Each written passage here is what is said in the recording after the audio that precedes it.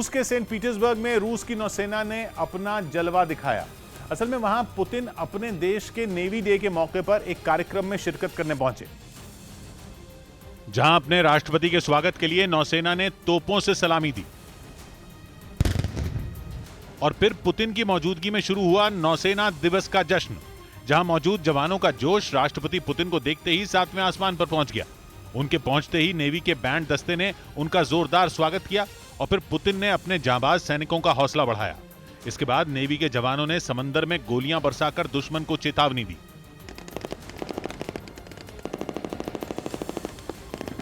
समंदर में उतरने से पहले राष्ट्रपति पुतिन ने अपनी नेवी के कमांडर और बाकी अधिकारियों से मुलाकात की। साथ ही कई अहम दस्तावेजों पर साइन कर अपनी सेना की ताकत में इजाफा करने के फैसलों को मंजूरी भी दी। उधर पश्चिमी मीडिया ने दावा किया कि पुतिन के रूस से भागने का एक इमरजेंसी प्लान तैयार किया गया है। अपने फ्री टाइम को एटीएम बनाइए, घर बैठे बैठे उद्यम शुरू कीजिए, अपनी रसोई को बनाइए कारखाना। फ्रीडम ऐप को अभी डाउनलोड कीजिए। दावा है कि यूक्रेन के जोरदार पलटवार से पुतिन इतना घबरा गए हैं कि वो अपनी हार के डर से रूस छोड़कर भाग सकते हैं।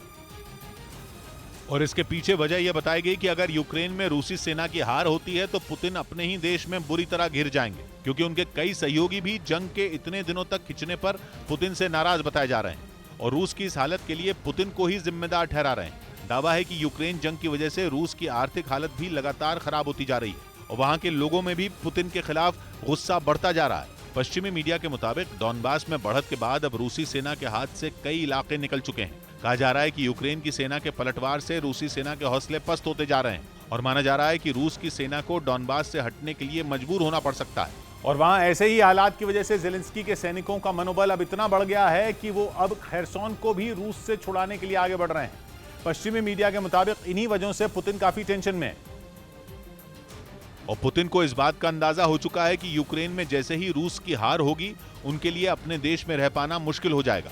इसीलिए पुतिन किसी सुरक्षित ठिकाने की तलाश में है जहां वो रूस से भागकर शरण ले सकें। पश्चिमी मीडिया ने तो यहां तक दावा किया कि रूसी सेना के कुछ अधिकारियों ने पुतिन के भागने का इमरजेंसी प्लान तक तैयार कर लिया है, जिसके मुताबिक पुतिन और उनका परिवार अगर इन हालात में कहीं जाएगा तो वो देश सीरिया हो सकता है, जिसके राष्ट्रपति बशर अल असद के साथ पुतिन के बहुत अच्छे संबंध बताए जाते हैं और रूस कई बार सीरिया की मदद भी कर चुका है। इसी वजह से सीरिया पुतिन के लिए सबसे सुरक्षित ठिकाना हो सकता है। इसके साथ ही दावा है कि पुतिन सीरिया जाने के लिए तुर्की के हवाई क्षेत्र का इस्तेमाल कर सकते हैं, लेकिन इसमें परेशानी यह है कि तुर्की के साथ रूस के संबंध पिछले एक दशक में कभी अच्छे तो कभी खराब रहे और ऐसे में तुर्की इसकी इजाजत देगा या नहीं ये कहना थोड़ा मुश्किल है। लेकिन पश्चिमी मीडिया ने यह दलील दी कि पिछले दिनों ईरान में तुर्की के राष्ट्रपति से पुतिन की मुलाकात इसी प्लान का हिस्सा था, ताकि अगर पुतिन को रूस से भागने के लिए तुर्की की मदद की जरूरत पड़े तो इसमें कोई अड़चन ना आए, क्योंकि सीरिया के मुद्दे पर तुर्की और रूस के बीच तल्खी बढ़ गई थी, जिसके बाद पुतिन दोनों देशों के रिश्ते में जमी बर्फ को पिघलाने ही तेहरान गए थे।